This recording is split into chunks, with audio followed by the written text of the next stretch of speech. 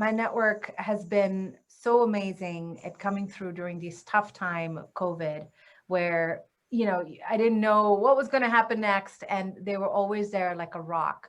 I feel like I had a very strong network to begin with, but over COVID, those relationships just got stronger because we were all sort of swimming upstream together. And I felt that the power of the network really came through during times of crisis like this. When I reached out to folks in my network and asked them to connect me for certain jobs that I thought were a good fit, they always came through. People that I haven't worked with for maybe 10, 12 years were still, responded to me on LinkedIn primarily and, gave me context on the job, on the hiring manager, and then moved my resume forward, which just that little action, it means a lot when you're in the throes of job hunting in such a tough environment. Then more importantly, I always treat my network, I had this very safe group that I consider my personal board of directors that are on my text. They're my closest network, right? That where I could call on and ask them for advice on things that I was looking for, on other connections that I wanted to make through them. There were so many, I always say, a connection begets a connection begets a connection. It's literally a network effect. And I've seen that in action so many times. It really struck me during this particular time, how we sort of take our network for granted, and it can be so powerful. Would you say there's one thing you're most proud of that you did over the last 10 months specifically within your network?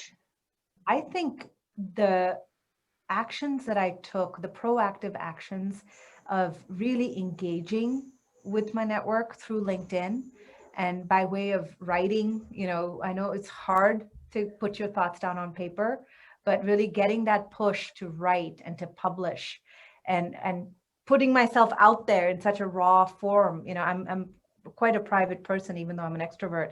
It was hard for me to write some of that stuff, both, just the mechanics of it, but also just to condense it down onto paper.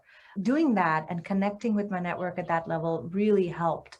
And the webinar that I did also really helped put me out there. I'll tell you, when during this last, I just recently got a job and I'm very happy with it. But the last month and a half or 2 months before I found this job, or during that time, I was contacted primarily by recruiters by looking at my LinkedIn profile. These were not exec recruiters. These were recruiters, in-house company recruiters that found me, that read about the stuff that I'd written or the stuff that I'd published or commented on other people's posts to reach out to me. And I asked them, I was like, how did you find me? Well, you said such and such on this person's, post. And so I saw you there. And so that was a huge thing that really helped me engaging with the network. And then the second thing I'll tell you, when I was interviewing, I used the content that I had written, specifically the article on leadership, as well as the webinar. It really helped the exec team really get into the heart of what I was bringing as CPO and really understand my philosophy, much more so than I can convey in a 20-minute or hour-long interview even, right? For them to see what I am all about, the essence, the juice, that I bring, I think it was really important. And it was very authentic for them to see that, because they knew this wasn't just me putting a show on for an interview, or especially with my writing too. I recently, in fact, just very recently, we're trying to create alignment within our company. And I had written something about alignment in one of my LinkedIn posts. I sent it to the CEO. I literally, on LinkedIn, it was the easiest way for me to pass it along. And he's like, yeah, I read that when we were interviewing you. And it really hit home. I am a big fan. I'm a convert, if you will, right? I used to think that LinkedIn is just a must-have in terms of, you got to have a LinkedIn presence and not really need to engage.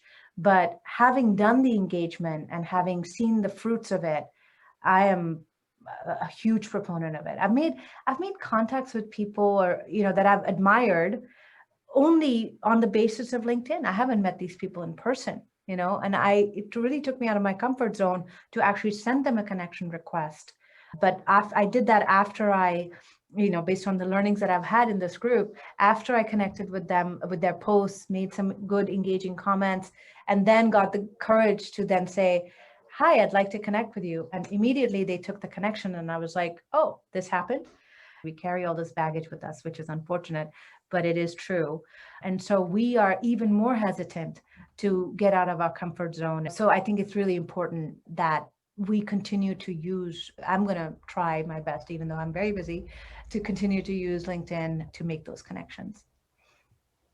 So it's not just about building the network, it's also about nurturing the network, right? So it's like a plant. You've got to water it and keep it happy. So you don't just go to it when you need something.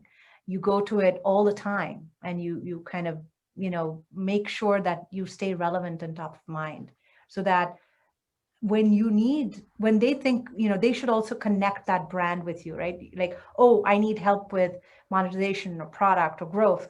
She's my person. Let me go to her, So that's how it sort of all kind of comes together. And I've seen it come together these last few months, and it's been pretty awesome. What I would like to ask you is, what advice or argument would you make to someone that says they don't need this? They don't need to build an online presence? The thing I'm going to tell you is I have had a handful of people come to me and say, come and look at my resume, or they're looking for a job.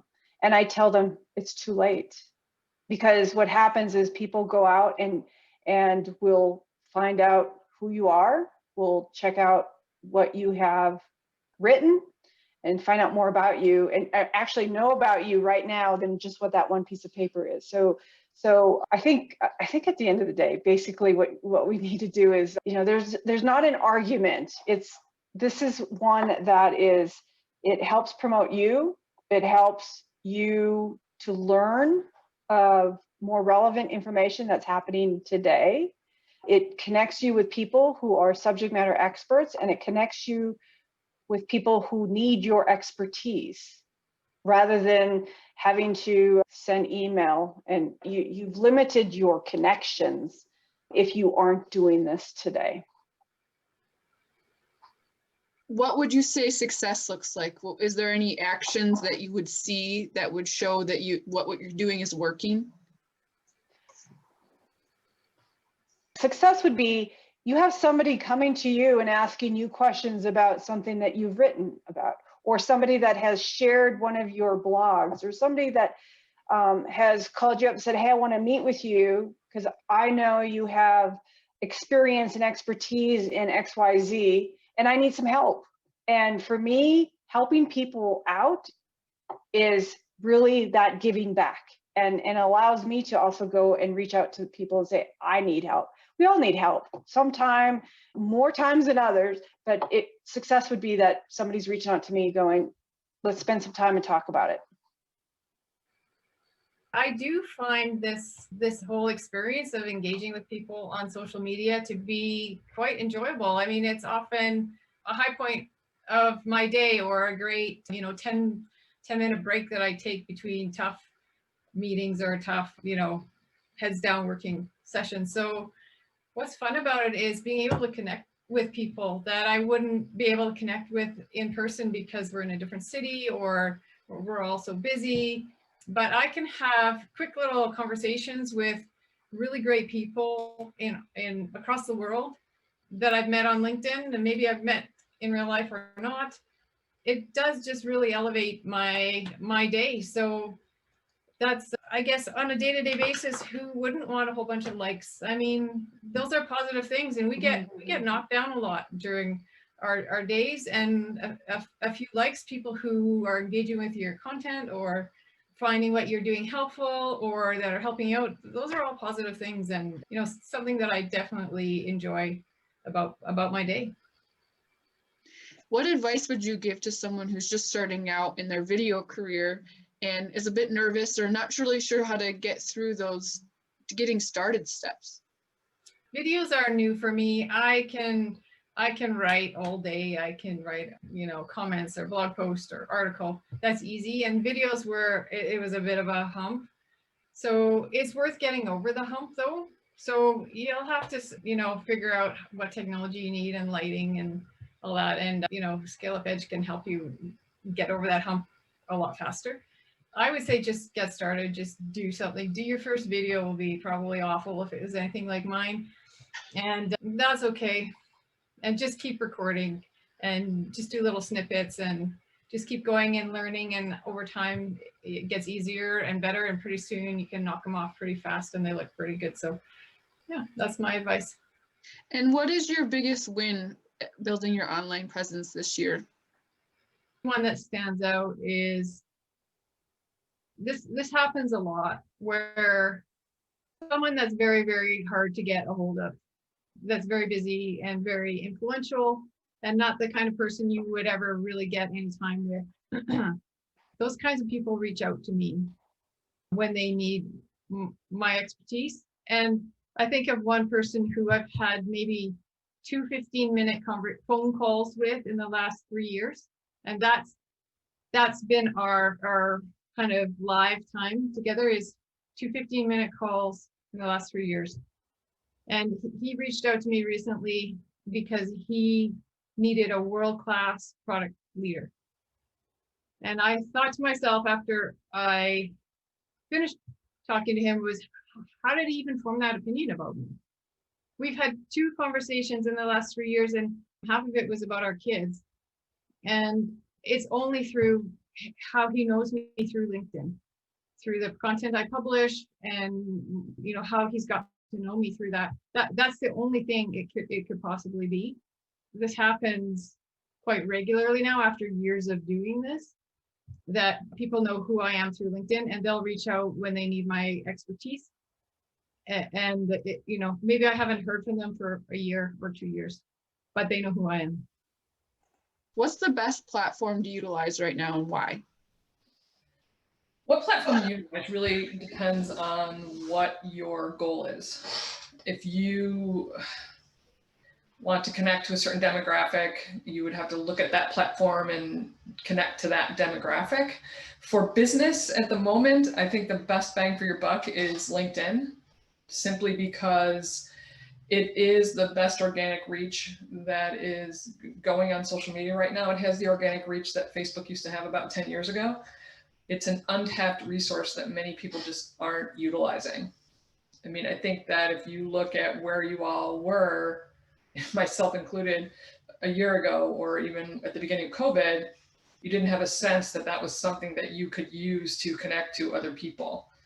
So it's a big networking party that's happening when a lot of people just are kind of sitting in the corner and watching. The platform that you, social media platform that you decide to use depends on who you want to connect with and how much time and energy you want to put into it. If you use Twitter, for example, it's very reactive. You have to post frequently, you have to interact frequently, and it's not that you have to be on it every minute, but it is a little bit more time extensive than LinkedIn. LinkedIn, you can, it's acceptable to go in every few days and sort of respond and post. Is there anything that's really stood out to you as an aha moment or a win or something that you would like to share to people as to what that process does for people? I think that, everyone that's spoken has touched on a lot of the wins that take place, the emotional uplift that happens when someone reinforces an idea that you post online, or having someone you feel is an influencer within your industry reaching out to you is really very uplifting. And then for the clients that I've been working with, some of them, and everything is baby steps, but with the clients that I'm working with, all of them have had someone reach out and ask them to be on a podcast or somehow comment on their ideas. And for me, that's the win, because I'm trying to help them accelerate their influence level. So when they have success in that, that's a win for me. Also, once you create content, you can reuse it. So it's there. It's something that you've created. It's an idea that maybe just kind of popped into your head, or maybe an idea that you've said over and over again. But once you put it online, you can use it again. I mean, literally cut and paste your comments from one post to another, because it's your thought leadership ideas. And why has it been important to each one of you to become your own influencer? So there's such rapid pace of change in the business world. there are people out there that are succeeding in a lot of different areas. And the thing for me is I now have access to experts that can help me get through challenges I have in my professional career quickly. And I just started a new role here at ScaleUp Edge like 6 months ago. Had never really spent a lot of time in the startup phase. I have learned probably and stretched more in these 6 months than I have ever done. But part of the success of that, the made mistakes along the way, done some good things along the way, but I have reached out to my network and people that I haven't even known, but I just met them through LinkedIn to help solve some issues or questions that I have. I will also say that I'm also a lifelong learner. So I just like consuming information. I just like learning to keep up with the pace of change within your career. And also, you know what, there's a lot of people out there that you can learn a lot from. I think there's two things that come to mind for me. One is attracting the right opportunity. So I don't even think of applying for jobs anymore. If you're active on social media, if you're building your network and you're getting your voice out there, the right opportunities will come to you. People will call you. And that has definitely been my experience. And I can attract opportunities that are, you know, they're not posted anywhere. So that's a big one for me.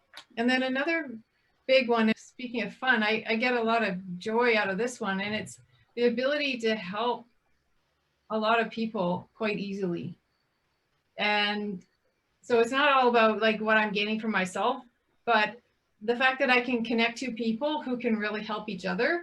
And it's really easy for me to do, and it's fast because I have these networks and I know who they are, and they both have a relationship with me. I can do a lot of good quickly, and that's really personally rewarding. And you know, these things tend to come back over time as well. I will tell you, social media is overwhelming to me. There's so much out there. But what's nice about what I have learned through Executive Influencer is there's kind of this structured way of going about doing these things, and there's no one right answer, right? But it allowed me to, you know, think about my path, and the pace of the path that I want to be able to do is based on what I'm able to do. Otherwise, if I wouldn't have had any of this, I probably wouldn't have spent as much time, because it's just overwhelming to me. But that's me, right? Lots of things coming at you everywhere along the way, and I can't consume all of that at one time, and it makes me go, I don't even want to go there. But this gave me a kind of a process to go through.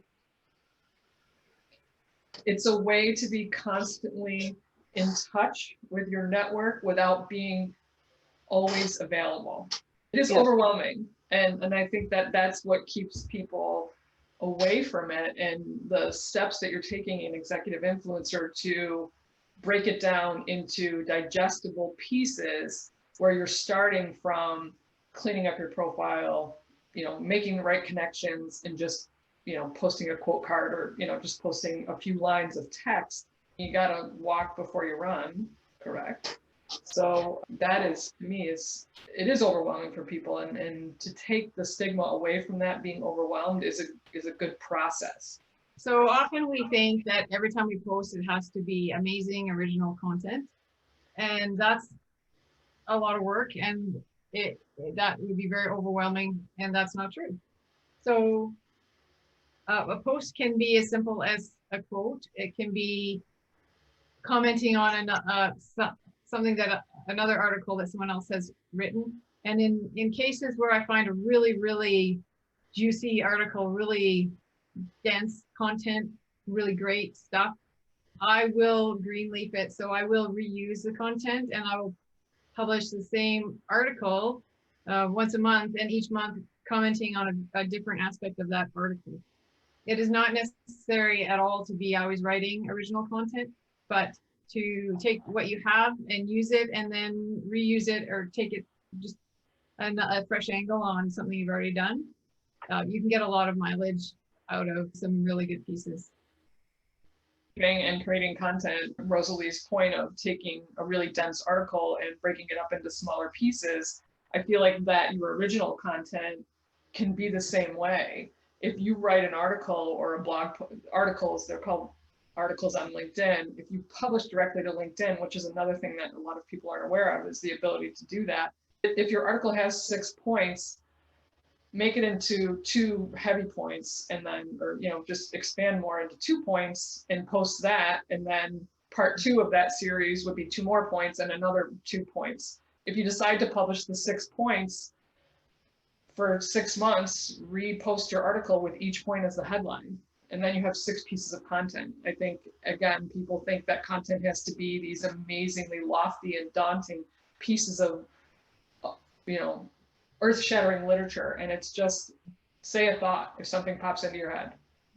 Because that's all people have time to read. I mean, Yeah. it's on your lunch Right. hour or whatever, and you can't take on the article that takes 15 minutes to read. Right. You want to see the 2 minute, 3 minute, 5 minute piece, and so you're actually helping people out when you're doing that. It doesn't have to be Yeah. lofty. It can be, you know, this was my first job. What was yours? Or, you know, I've seen posts that have just so much activity, you know, 4,000 comments where they write, you know, I had 5 jobs before I was 18, and they write the jobs.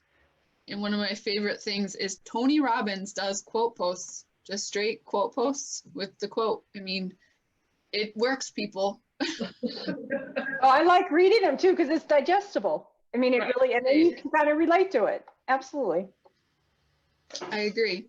That's the other thing, is stories make great posts. You get to know a little bit about who people are without really, you know, you get a little insight into who they are, which is always kind of fun. Building agree. relationships. Yep. Yeah. If you share a little bit about yourself personally, those are the posts I find that often get the most engagement. They're definitely high engagement posts, and they'll get different engagement than my usual circle. So, you know, it reaches a broader group. And so it's good to have some personal stuff in there from time to time.